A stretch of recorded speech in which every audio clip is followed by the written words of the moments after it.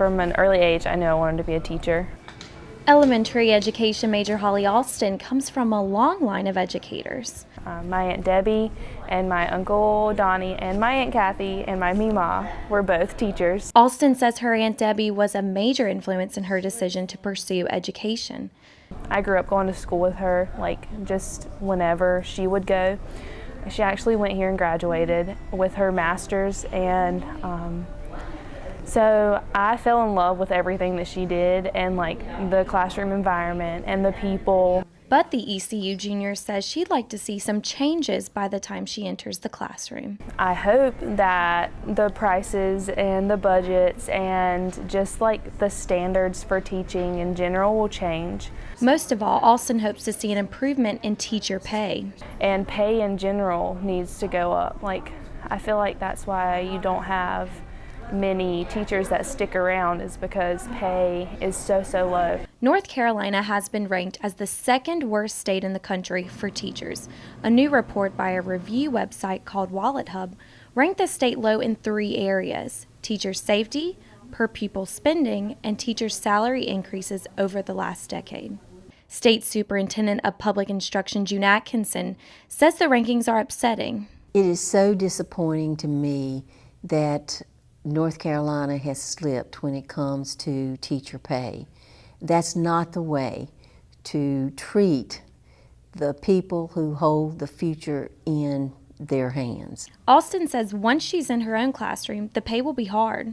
She also adds that supporting a family on her income would be a struggle. Thinking about it now is really stressful, just because everything costs so much. And that could explain a drop in enrollment in teacher preparation programs across the state. Since 2010, the state has seen a decrease of 27% of students enrolling in the programs, like the one at East Carolina. Eastern North Carolina and other parts of the state depend so much on East Carolina to provide quality teachers. We are down about 75 to 100 students who will be completing this semester in the undergraduate programs.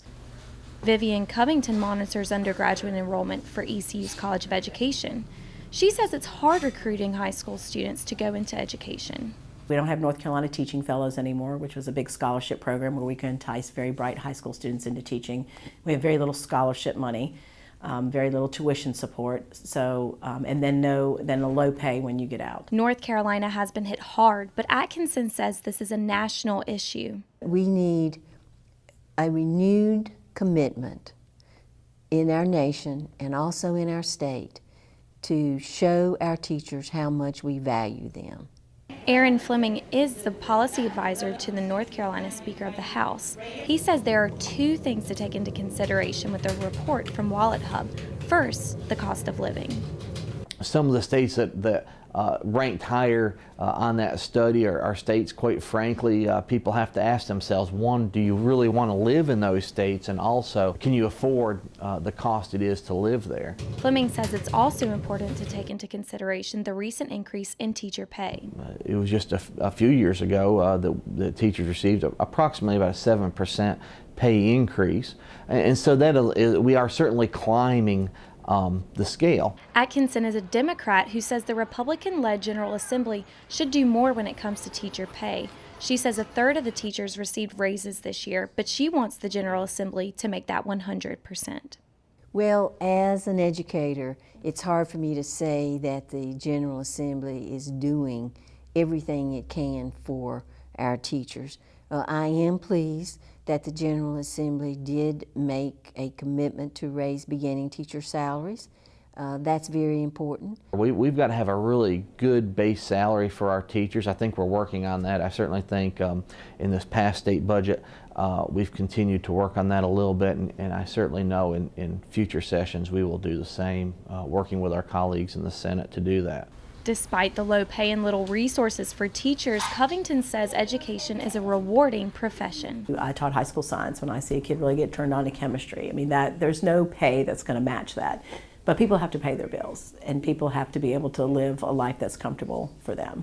Alston says everything starts with education. Education is where everything starts. If you don't have an education, you can't become a doctor, you can't become a surgeon, you can't become a lawyer. basic like foundation of education starts everything. This is Caroline West reporting for Tech TV.